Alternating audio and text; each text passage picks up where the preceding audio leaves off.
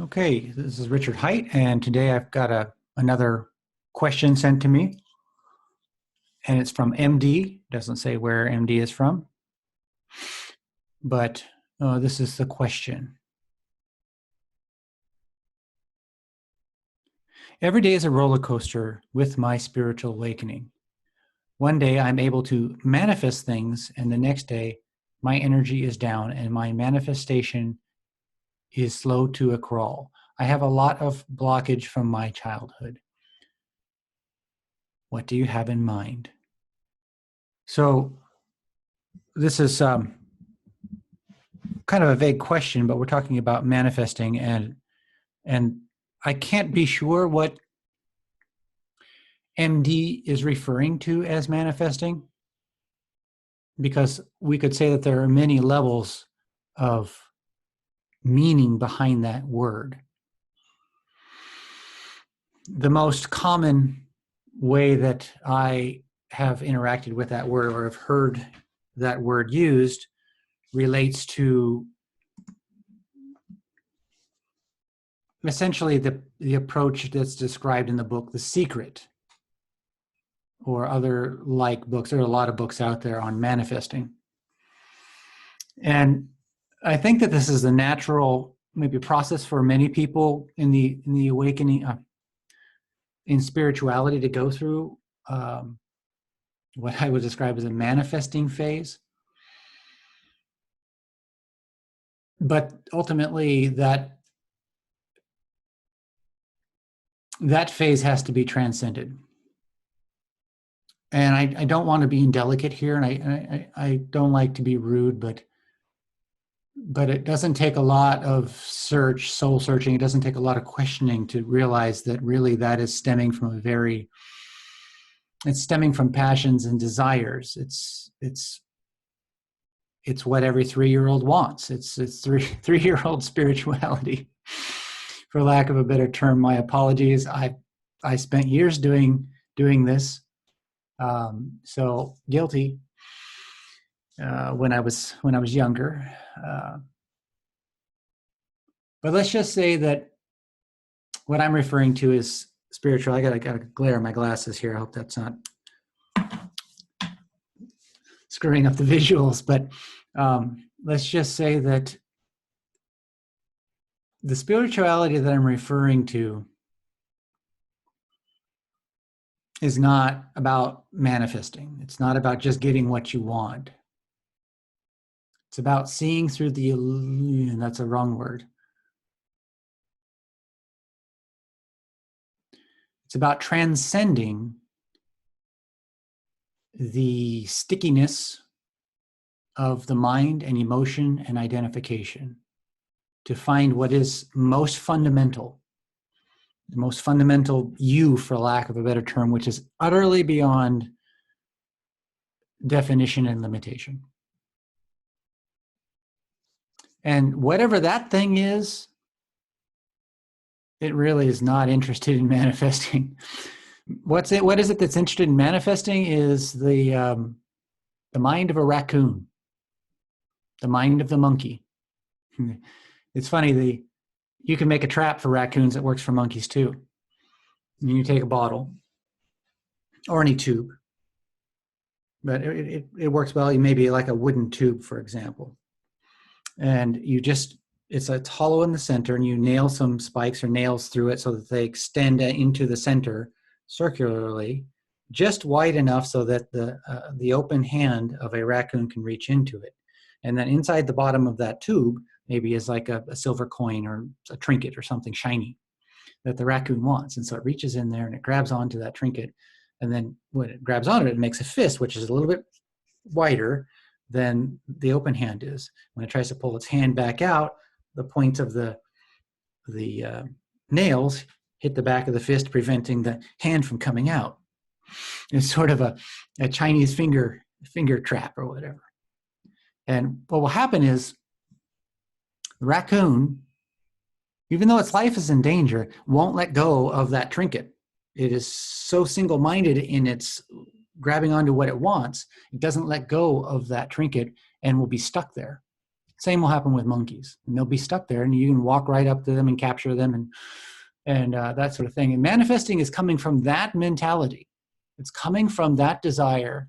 It's coming from desire, and it is because it is using the mind in a very concentrated way. It's tiring. It really is tiring. I spent time doing this, and even if you get what you want, it ends up not turning out well, because fundamentally, nothing you can get will ever make you happy.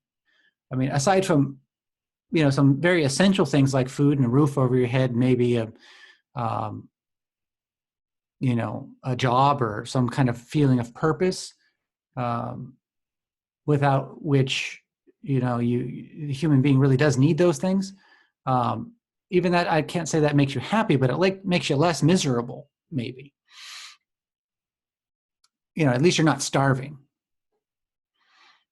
And so aside from that, desires aren't going to take you can't get any better than, you're not going to be happier by getting your desires. And oftentimes what you will find is that you didn't have enough wisdom to know even really what was good for you. So the first step is actually being able to separate needs from wants. This is just mind level basic stuff. You need to be able to separate needs from wants. Most of what our wants are not in our needs category at all. If you prune everything down, you start simplifying your life, there are very few needs. And those things need to be attended to. In such case, you start to finding that manifesting it's not necessary. And what will happen is if you get caught up in the manifesting cycle, your life does become a roller coaster. And you'll be caught up in kind of lying, because manifesting says that you must affirm that you have received it. You must which means if you haven't received it, you've got to lie. And that is fundamentally opposed to integrity. And it will also create an effective, okay, so if you don't manifest something, it's because you didn't believe strongly enough. And so you're then caught in a trap of belief and caught in a trap of denial that your belief was false. And then also, of course, the inverse of that is that everything that does occur to you must also be your fault. Maybe you must have some negativity that made whatever it has occurred to you, so that's your fault. This is a rabbit hole of mental drainage, identification hell that is never ending. And if you do start to get what you want, it's going to create a kind of pride, a kind of arrogance, a kind of feeling of power and superiority that is very, very dangerous. I did get some of the things I wanted, and that didn't go well. So I'm not saying if you want to go that route, I know I needed to explore that. I had to go through that process. If someone had told me not to, I would have done it anyway and just not listened to them. And so I can't say that is wrong. A lot of times we just need direct experience. We need to explore these things to find out what's there.